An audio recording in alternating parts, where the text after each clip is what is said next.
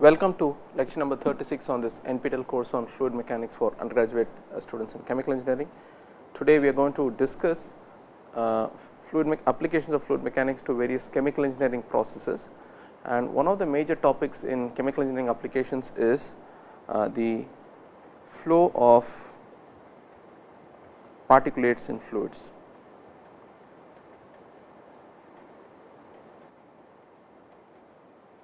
In many chemical engineering applications, for example, you have a system like a channel in which you have many particles that are settling in a liquid, okay, and these are called settling tanks.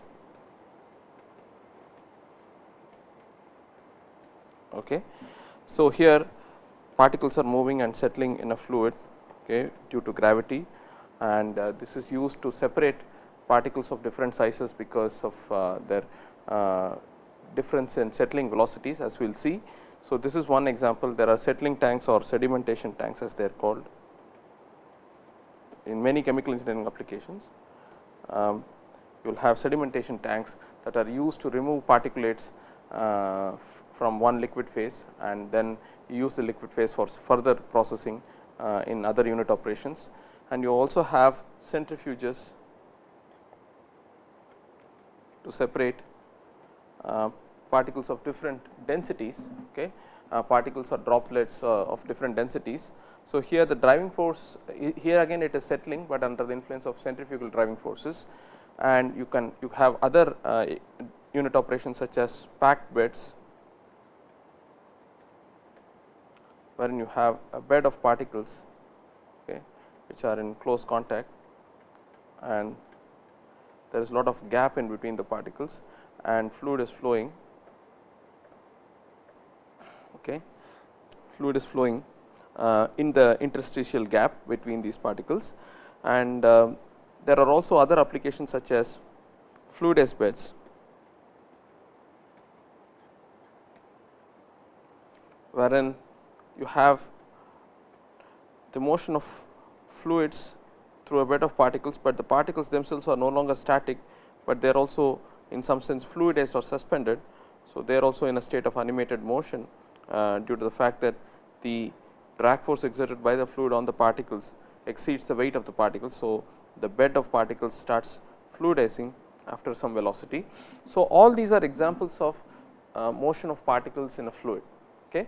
And in order to design these operations well in many chemical engineering operations, unit operations, you have to understand the fundamental mechanics of flow of particulates through a liquid.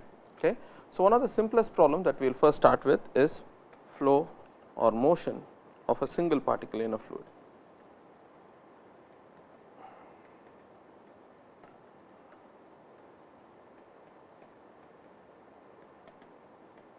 In a fluid. Okay. So, essentially we will imagine that you have a spherical particle, rigid particle to begin with, of some radius or diameter d, okay, and that is moving with a constant velocity, okay, under the influence of gravity, let us say, and we want to be able to predict what is the settling velocity of this particle as a function of various parameters in the problem. Okay. Now, we already know that the drag force experienced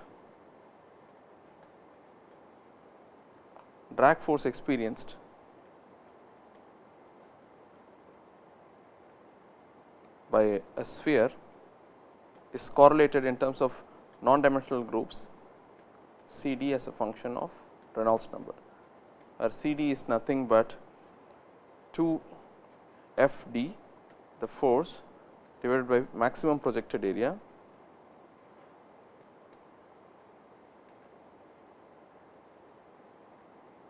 times rho V p squared by 2, okay, and then Reynolds number is of course defined as d p V p rho by mu, where d p and V p are the diameter and velocity of the particles.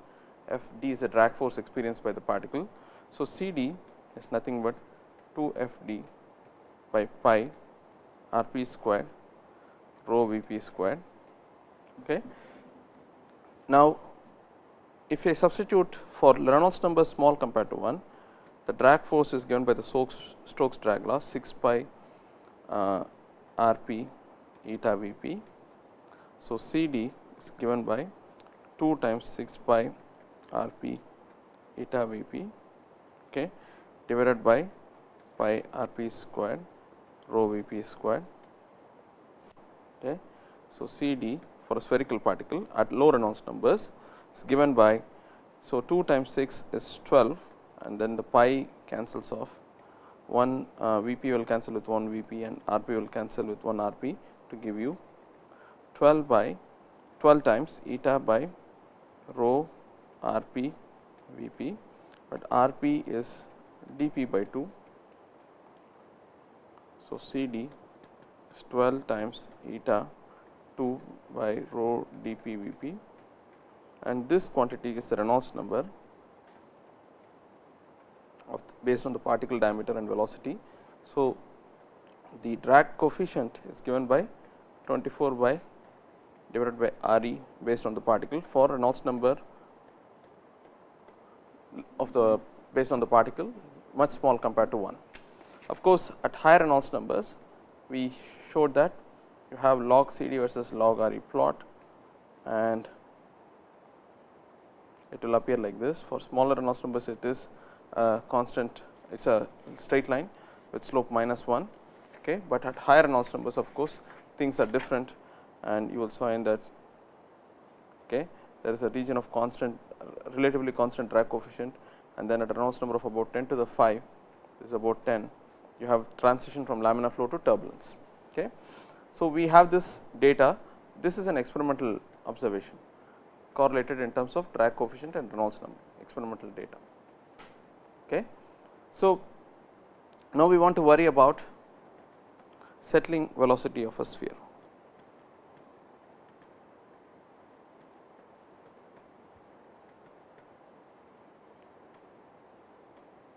Imagine you have an infinite expanse of fluid, and then you take a sphere, okay, and you drop it, okay, in the fluid, in the liquid, and there is gravity. Okay. After some time, let us say you drop it with 0 velocity, initially the velocity of the sphere is 0. After some time, initially the sphere will accelerate, okay, because there is acceleration due to gravity acting on it, but it is also being retarded by the fluid drag force. Okay. This is the gravity force, let us call it Fg, okay, the gravity force that acts, and then there is drag force that acts in the opposite direction. There is also buoyancy force that acts in the opposite direction. Okay. So, these are the 3 forces. Now, initially there will be an imbalance if you write force balance for the particle. So, the mass times rate of change of velocity, acceleration of the particle is sum of all the forces. So, let us assume a coordinate frame x, y and z. Okay. So, the velocity, okay, mass times dV by dt is sum of all forces, and the gravity force is in, okay, let us simply write the algebraic quantities of all the algebraic, so let us use a sign convention. The gravity is Fg is acting is minus mg, okay. F buoyancy is plus the volume of the sphere. Let us assume the diameter of the sphere to be some d. Okay. So, the buoyancy will act in the plus y direction, because it is in the buoyancy acts in this direction, the direction opposite to the motion of the particle. Okay. So, buoyancy will act in the plus direction, which is rho pi dp cube by 6 times g. This is plus, then there is drag force which is given by, okay, it is also in the plus y direction. So, the drag coefficient is defined in the following way. Okay, let us look at the definition of the drag coefficient here. From here we can back out a drag force which is nothing but pi Rp squared rho Vp squared by 2. Now, if you write Rp as dP divided by 2, okay, then Fd will be simply pi by 8 rho Vp squared dP squared times Cd, of course, times Cd. So, I will write F d the drag force in terms of the drag coefficient. So, the drag force is pi by 8 times rho V p squared d p squared times the drag coefficient C d.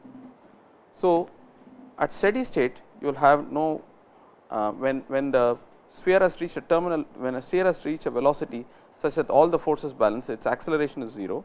So, this is called the terminal regime, wherein the sphere velocity does not change with time, the velocity of the sphere is constant, that is independent of time. Okay.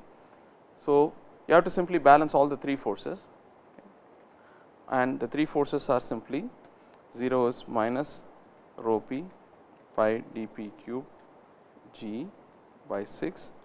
This is the weight, rho p is the density of the particle times the volume of the particle times g is the weight of the particle, it acts in the minus y direction, times rho times pi d p cube g divided by 6 plus pi by 8 rho V p squared d p squared times C d. Okay.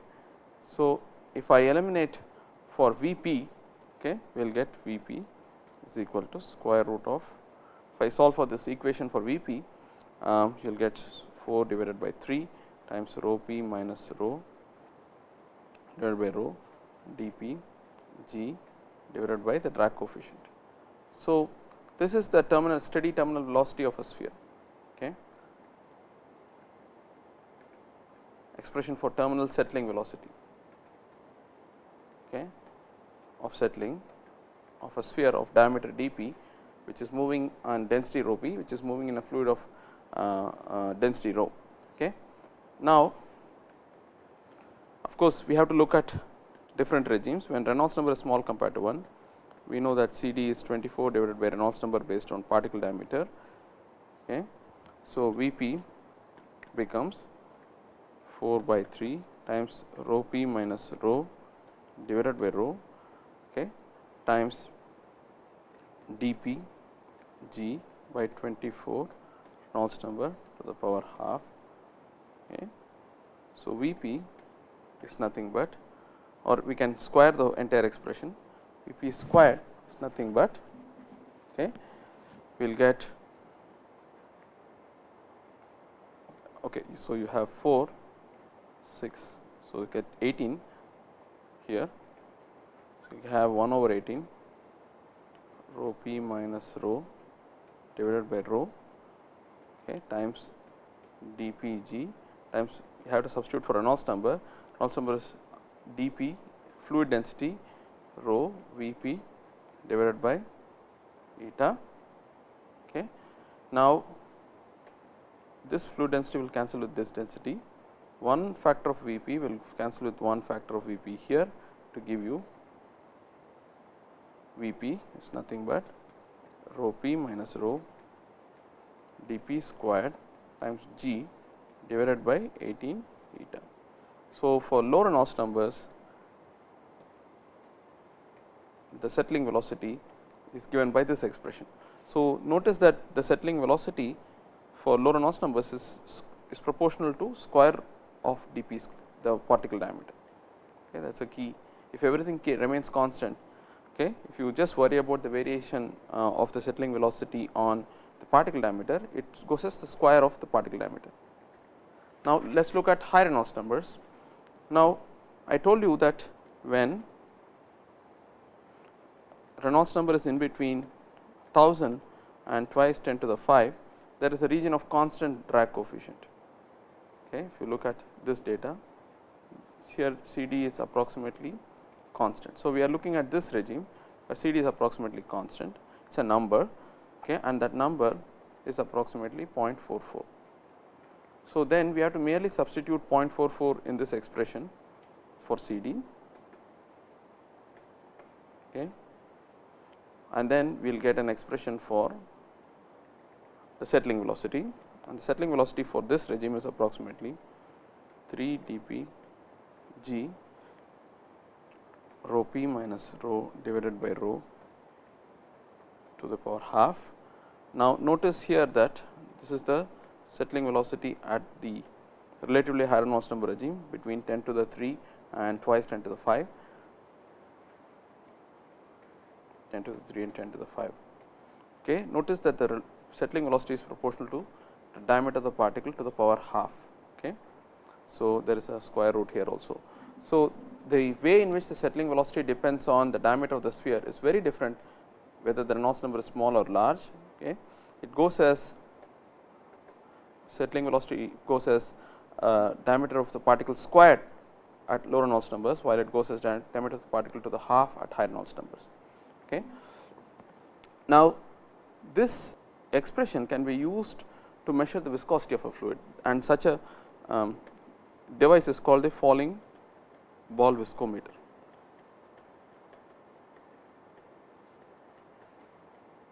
Okay. Essentially, the idea is you drop a sphere in a fluid and wait for it. You take a sphere and place it in a liquid whose viscosity you want to find, okay, and wait for it to attain terminal velocity. Calculate the velocity by noting how much distance it travels over a particular time t, and that will give you the terminal velocity, settling velocity. So, the settling terminal velocity is measured, okay, in the experiment by simply measuring the time the particle takes to move a certain distance, and from there we can calculate the viscosity of the liquid in which it is settling through other parameters. Okay. So, divided by, okay. So, merely inverting this expression. So, if the Reynolds number is low, so we can pull eta here and then V p here, that is all we have done in this expression, and you get an expression for viscosity, provided you know what is the diameter, density of particle, density of fluid, and you measure the settling velocity, okay, velocity of settling of the particle. So, this is often used to measure the viscosity in many industrial settings, because it is easy first of all to do such an experiment, and this is assuming that the Reynolds number is small, because you choose your particle dimensions such that the Reynolds number based on the particle is very small. Now, in the above, when we use the Stokes Drag Law,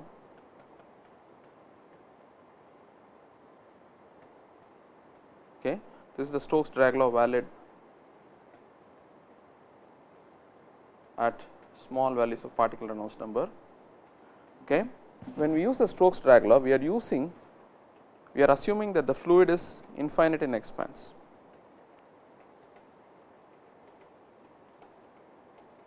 That is, there are no surrounding walls, but in reality there will be a surrounding wall. Suppose you may do an experiment in a container, okay, and therefore, you have the diameter of the particle d and then the diameter of the container, let us say dc. Okay.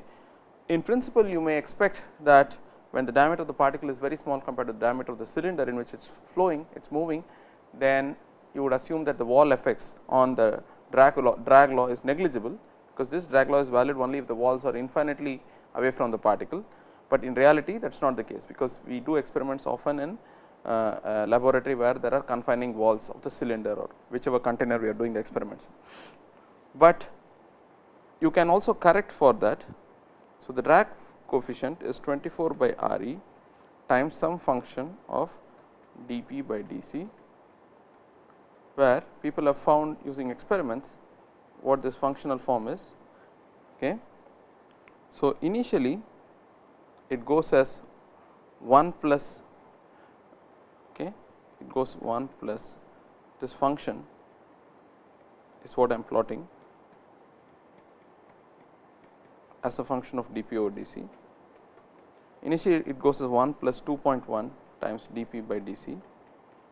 So, when dP equals dC, of course, we expect the function to go to 1, and then it starts deviating. Okay. So, the confining walls tend to increase the drag, okay, because there are additional dissipation in the problem compared to when you have no confining walls. So, typically when dP by dC is less than 1 over 20, then the isolated sphere results is isolated sphere result is pretty good, answer is pretty good. Okay. But when the confining walls are when dP by dC is such that it is not as small, then you will start seeing the effects of the confining wall, and that is given by this correction. Okay. So, we have seen what is meant by settling of a sphere, okay, and we are going to now first understand that it is not just that drag coefficients are defined only for spheres. You can have in many applications particles of other shapes also. So, a general definition of drag coefficient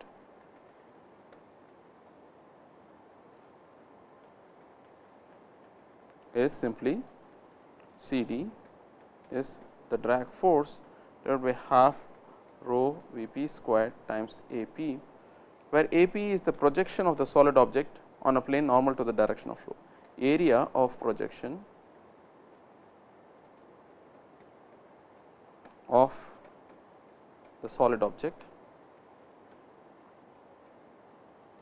in the direction normal to flow.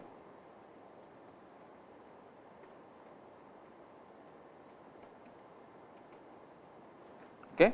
So, for example, if you have a cylinder that is moving, settling, suppose you have cylinder settling like this and you have cylinder settling like this under the influence of gravity, the projected area here is very different.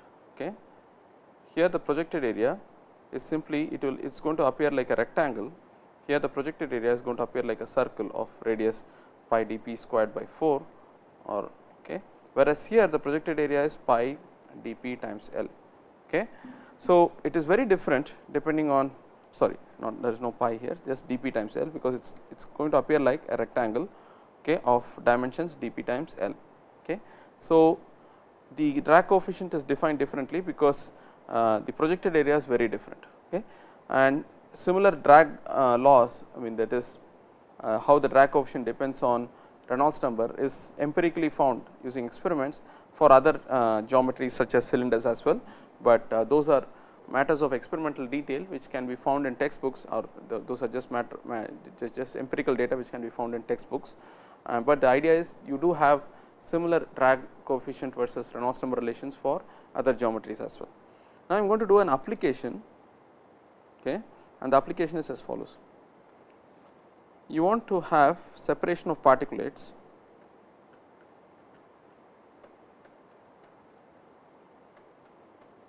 by virtue of the difference in their size. For example, suppose you have and how it is done is using what is called a gravity settling chamber.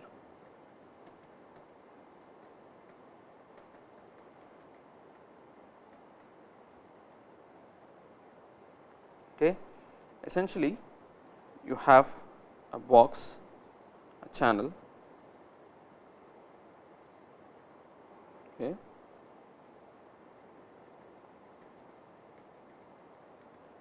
through which you have flow of a particulate. This is a suspension of this is like a suspension of some particulates like solid particles that are suspended in a fluid, and the flow rate is q. Okay. And the width of the channel is w in this direction, and the height of the channel is h, the gap in which particulate is flowing out in this direction, and the length of the channel is L. Okay. So, let us assume that w is very large. So, we can treat the problem as a 2-dimensional problem. So, you imagine that you have a channel, the height is h and the length is L, and you have a mixture of a gas solid mixture, gas plus tiny solid particulates that flow in, and we want to make sure that when this mixture flows out, we want to separate out the solid from the gas, okay, and that happens by virtue of the gravity which acts in this direction and settling. Okay. But typically in industrial applications, this incoming mixture will have a size distribution of particles. Not all particles will have the same size, you will have particles of varying sizes. Okay. So, but we want to know So, from settling, from the basic idea of settling, you will imagine that bigger particles will settle sooner compared to smaller particles, because the drag force, sorry, okay, let's look at the settling velocity. The settling velocity at low Reynolds number is proportional to dp squared. Okay. So, the settling velocity is proportional to dp squared, which is what we derived just now. So, it is higher, particles with higher diameters are going to settle more quickly compared to particles with smaller diameter. So, you can ask the question, suppose I start from here, okay, what is the smallest particle I can capture, okay, in a length L. Suppose you have a settling chamber of some length L and the gap width h. What is the smallest particle that you can capture typically in a settling chamber? Okay. So, let us start with some position A here. Okay. Now, if this particle has to be trapped over a distance L, then it must settle over, it must travel a distance of h within a time wherein it resides in this settling chamber. That residence time is typically the average velocity divided by the length of the, this is typically the residence time of residence. A particle will approximately stay over a time of order u by L, okay, because it has to travel with an average velocity u over a distance L. So, the time the particle spends in this chamber is u by L. Now, within this time, this particle which started out here must reach here as it moves. Okay. So, the particle will do this, the trajectory of the particle will be something like this. Okay. So, if you consider a particle that is bigger than this particle, that is anyway going to settle quickly. If you consider a particle that is smaller, it is not going to be settled, it is not going to settle within the chamber, it is going to fly away with the flow. Okay. So, there is flow in this direction. Okay. So, which is that particle which will exactly start here at A and end here at B, and that particle will be the cutoff diameter which can be separated by this settling chamber. Okay. So, let us look at this analysis. The horizontal velocity of the fluid is simply the average velocity of the flow is simply the volumetric flow rate divided by the area. Area is the cross sectional area of flow, which is width, which is into the board, times the gap thickness h. The residence time of the particle, the time the particle typically spends in the chamber is simply L by V f, which is nothing but W h L by Q. Okay. Now, if the particle falls with a settling velocity,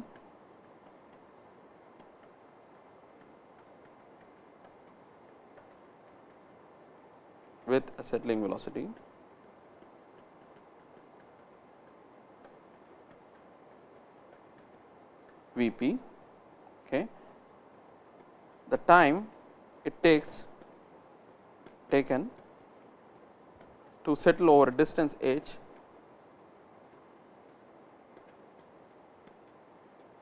is simply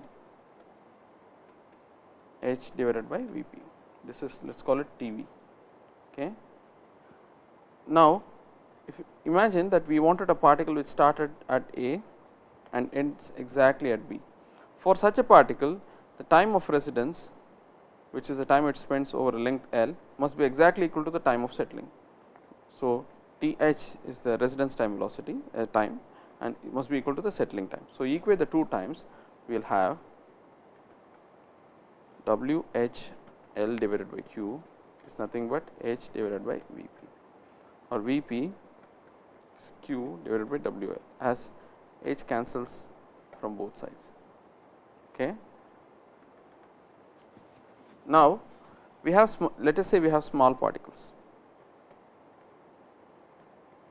and let us assume that Reynolds number based on particle is small compared to 1. Then we will use the settling velocity that we just derived for such particles, which is g dp squared rho p minus rho divided by 18 eta.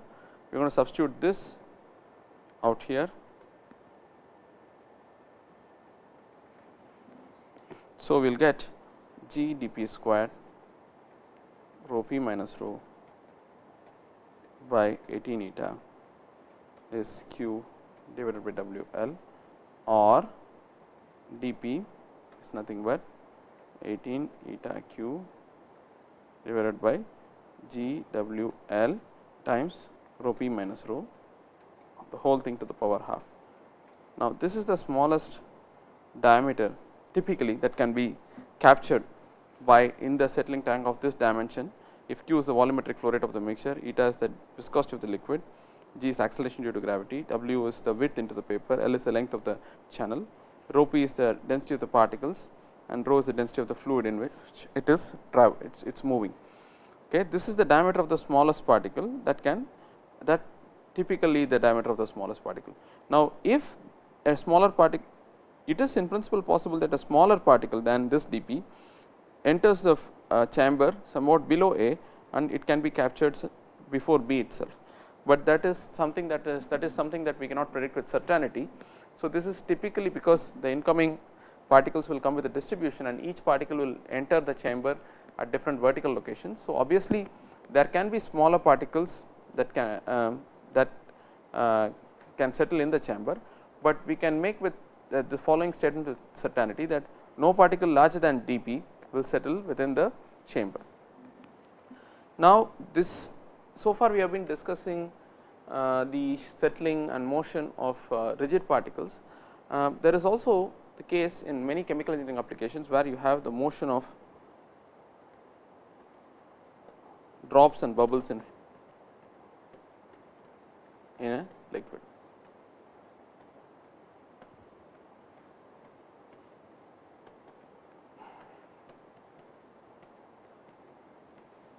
Okay. Now, if you have a drop of some diameter d, okay, and let us say the drop viscosity is mu I and the outside viscosity is mu O, then at low Reynolds numbers based on the drop small compared to 1, okay, the drag coefficient is given by 24 divided by R e times k plus 2 divided by 3 divided by k plus 1, where k is nothing but mu I divided by mu O. Okay. So, it is a ratio of inner fluid viscosity, drop viscosity to the outer viscosity. So, we have two limiting cases. When mu I is very small compared to mu O, you get the motion of an air bubble or a bubble, gas bubble, okay, and you will get C d in that limit. So, when mu I is less than mu naught, k tends to 0. If I put k tends to 0 in this case, I will get 16 by R e. Okay. Now, if mu I is very large compared to mu O, that is k tending to infinity, you get a rigid object, rigid sphere. So, C d becomes 24 by R. Okay. So, it does reduce to the well known cases of it does reduce correctly to the result of 24 by R e when the viscosity of the inner fluid is very large compared to the viscosity of the outer fluid. And we also have a new result that for the motion of a gas bubble, suppose if you have a gas bubble in water, air bubble in water, it is going to rise.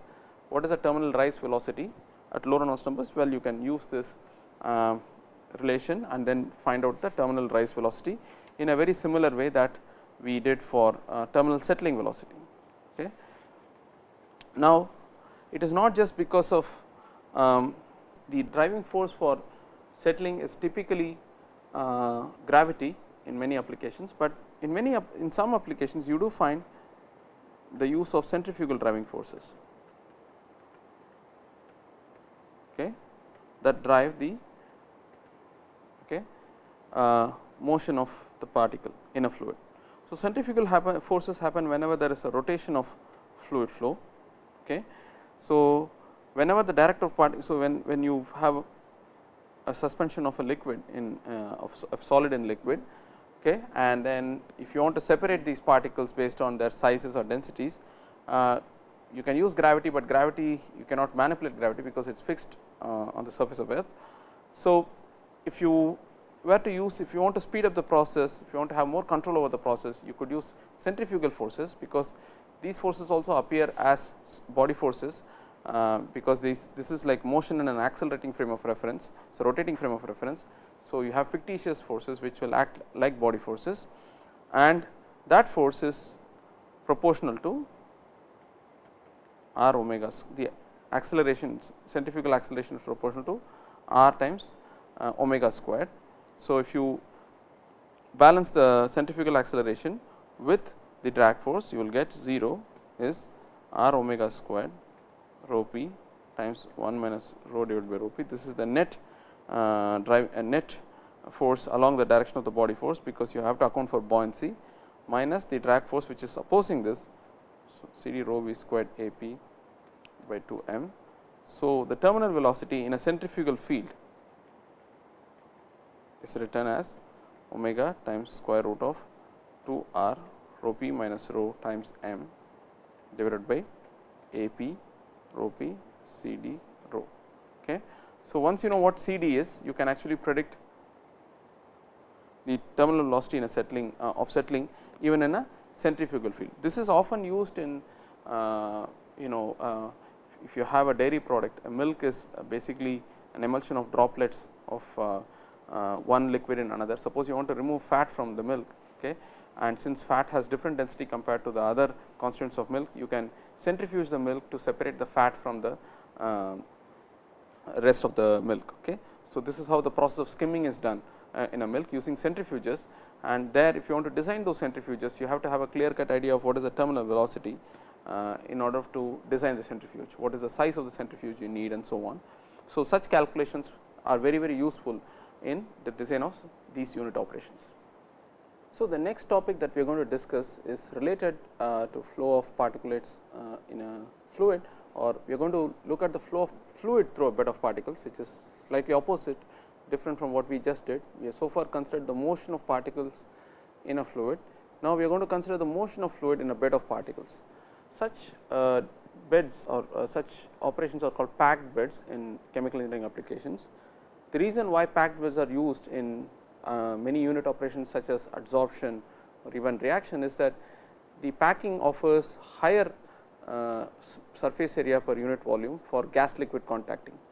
So, typically you may want to conduct an adsorption process in a packed bed, because you want to contact essentially a gas phase with a liquid phase and transfer a species across the interface between gas and liquid, and clearly the amount of the extent, the rate at which the transfer can happen will depend on how much area is available for the transfer, and if you provide a packing that essentially increases the contact area of mass transfer per unit volume of the bed. So, because of this high surface areas, high interfacial area of mass transfer that is available, these are often used in chemical engineering applications.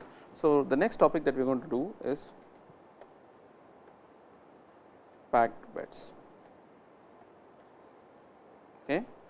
So, it is going to schematically appear like this. You have a bed of particles, okay, and fluid is going to flow in this interstitial voids or interstitial spaces, okay, between these various particles. Okay. If you want to design a packed bed for a chemical engineering application, okay, you want to know what is the pressure drop to make a fluid flow with some flow rate Q. So, this is the typical design question that comes up in designing packed beds. Okay. So, how are we going to do that? Now, if I were to draw a cartoon of the interstitial spaces, it may look like this. Okay. So, and you can draw several such contours of interstitial spaces through which fluid is going to flow. Okay. So, like this and so on. So, there are going to be gaps through which fluid is going to flow, and so essentially the flow through a packed bed can be thought of as a flow through, okay, a bundle of corrugated tubes. So, you can imagine each path can be like a tube and there are several such paths. Okay. So, there is empty space within the tube and then the rest is all the solid filling. Okay. So, this is the model that we are going to use. A packed bed can be thought of as a bundle of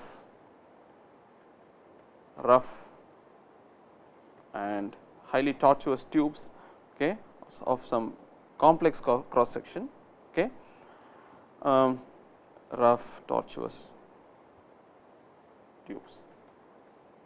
Okay. Now we are going to assume further, as a further simplification, since this problem is way too complex, okay, we are going to assume that this can be simplified as a bed of uniform circular tubes, okay, such that the surface area of this problem, okay, and the total void volume in this problem will match with that of the real packed bed. Okay. So, that is the only connection that. So, we are going to essentially think of flow through a packed bed as a flow through a bundle of tubes, although in reality these tubes are extremely complex in their cross section and they are very, very corrugated, but we are going to assume that this is going to look like a straight tube, but we are going to make the connection between the model and reality by saying the following, that assume that the bed has a set of uniform circular channels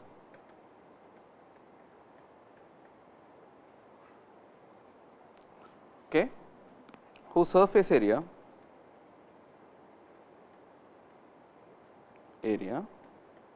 and total void volume match the actual packed bed.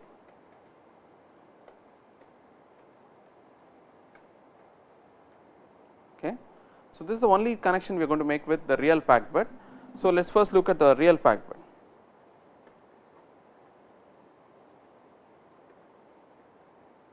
Okay, the real packed bed, the total surface area is nothing but of particles is equal to the surface area per particle times the number of particles, total number of particles.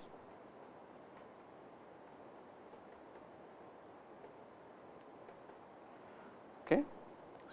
So, that is the total surface area available for the in the real packed bed.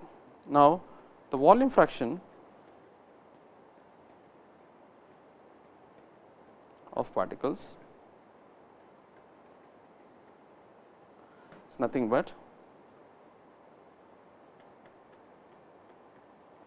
volume of particles in the bed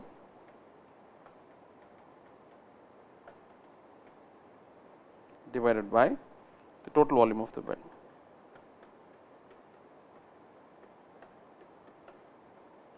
This is the volume fraction of particles.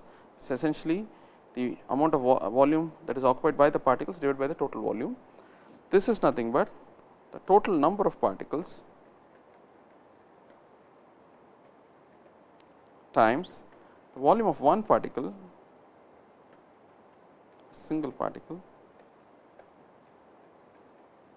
divided by the total bed volume.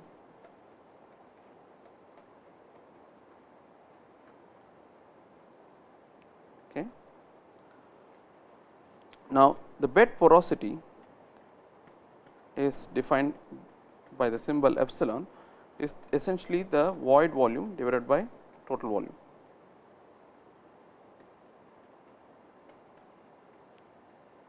So, the volume fraction of particles becomes 1 over 1 minus epsilon. The volume fraction of particles becomes 1 minus epsilon, because there are only particles and void, only two, it is like a two component system. If voids are occupying volume of epsilon, then this has to occupy, particles have to volume occupy the remaining volume. So, the fraction of that space is 1 minus epsilon. So, the surface to volume ratio of a single particle of a single particle is surface area of a particle divided by volume of a single particle.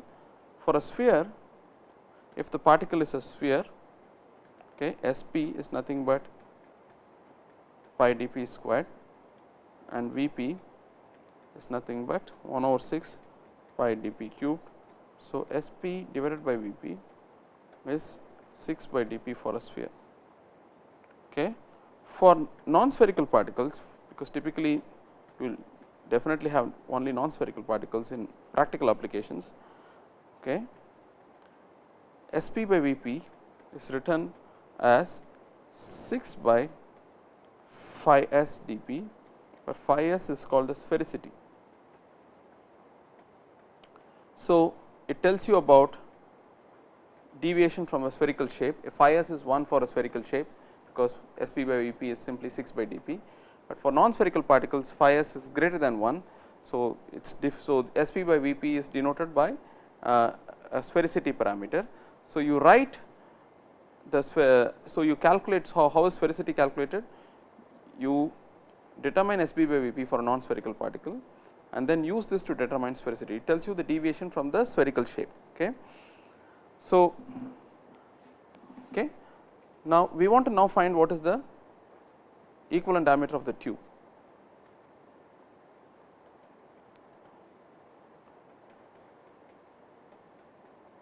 Of the tube through which we imagine fluid is flowing inside a packed bed, okay, in this bundle of tubes model. Okay. Now, first thing we will do is to evaluate the surface area of the tubes.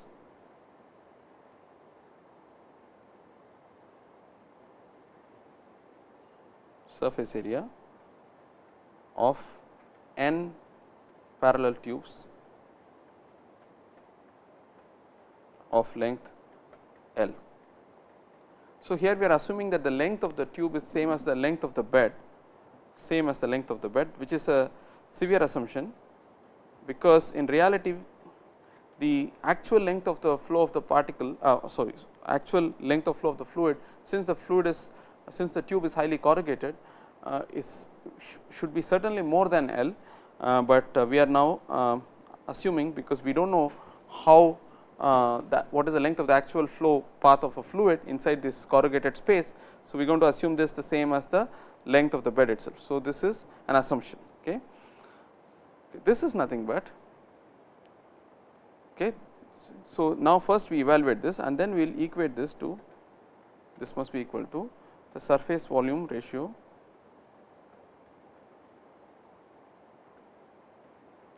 times the particle volume in the actual bed,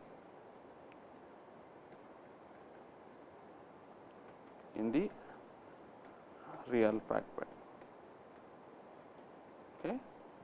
So, this is simple to calculate.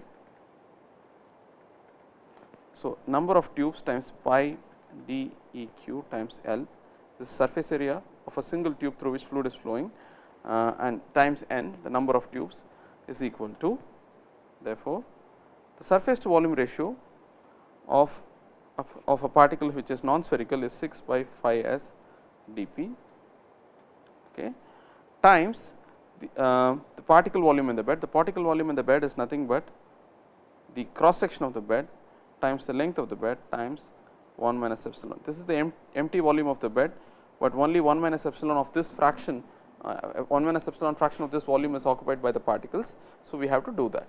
Okay. So, this is the empty volume of the bed volume. This is particle volume fraction, and this is the surface to volume ratio of a non-spherical particle. If it is a sphere, phi s is 1. Okay. This is one constraint that we have. The second constraint we have is that the void volume in the bed,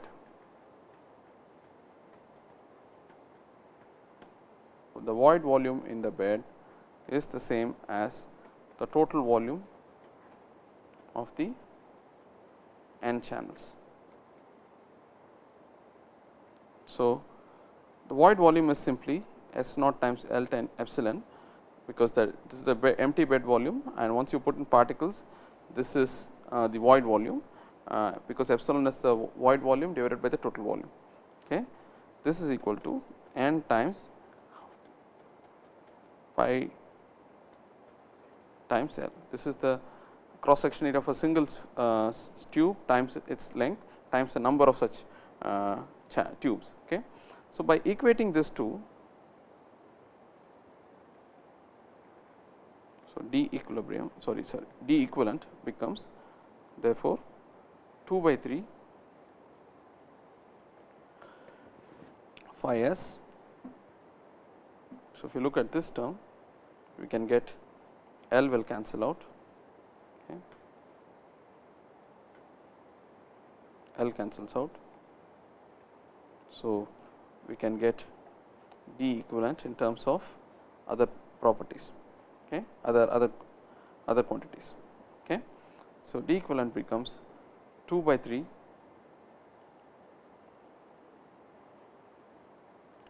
times phi s, and also we have to eliminate for n by using this expression. So, essentially you can write, instead of S naught L times epsilon, you can write this expression out here. Instead of S naught L, you substitute n times 1 by 4 pi d squared L divided by epsilon out here, and then eliminate for D equivalent. So, we will get 2 by 3 phi s d p times epsilon by 1 minus epsilon. Okay. So, this is the equivalent diameter of the various tubes based on the nature of the geometry of the particle dimension, okay, and the porosity of the bed. So, we have already gotten an expression for the equivalent diameter of these tubes through which we imagine fluid is flowing. Okay. Now, the pressure drop depends on the average velocity in the channel, will be a function of the velocity in the channels, in these various channels. Now, the question is which velocity is to be used, because if you consider the bed, so you will have the cross section of the bed as S naught, and the volumetric flow rate that flows is Q. So, this will be what is called the superficial velocity. This is the superficial velocity of the fluid within the bed, because once if you look at the actual velocity, it is likely to be more than the superficial velocity, because the cross section of flow is not actually the entire thing. Okay. There is only some part that is available for the flow. So, it has to be more. Okay. So, how do we do that? How do we find the relation between the superficial velocity and the actual velocity? It is also called the empty tower velocity. If the tower was empty without any particles, then what is the velocity that you would expect in the bed? Okay. So, how do you relate this to? So, Q naught is V naught times S naught. Okay. Now, that is simply equal to n times pi d equivalent squared by 4 times V. Okay. Because this is the volumetric flow rate in these n tubes, each tube is of dimension of area this cross, and there are n such tubes. This is the volumetric flow rate across the n tubes that we have modeled. Okay. So, V becomes therefore V naught 4 V naught S naught divided by n pi d equivalent squared. Now, there is also this equation, you have this expression that relates n and S naught L E epsilon. So, once you substitute that, but n times pi d equivalent squared by 4 is nothing but S naught times epsilon. So, V bar will become therefore V naught by epsilon. So, we can see that V bar is greater than V naught, because epsilon is always less than 1. Epsilon is the porosity.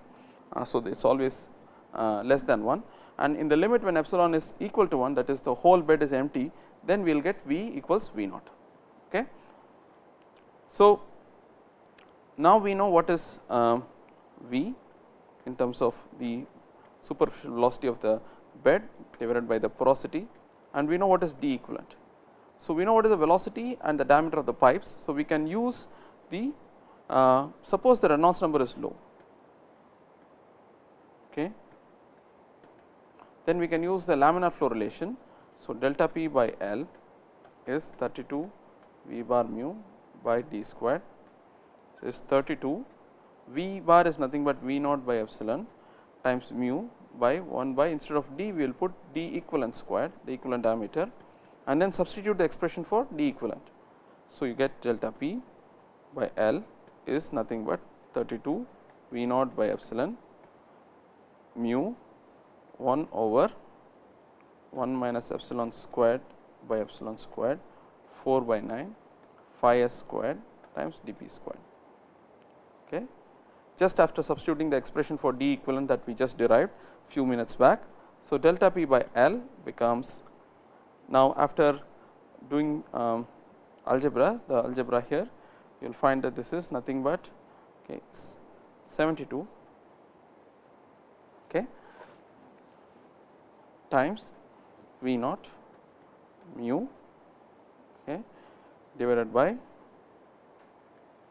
phi s squared d p squared times 1 minus epsilon whole square by epsilon cubed. Okay. Now, we will stop here and we will continue with this derivation in the next lecture, where we will complete the derivation for pressure drop in a packed bed, both in the laminar regime as well as in the turbulent regime.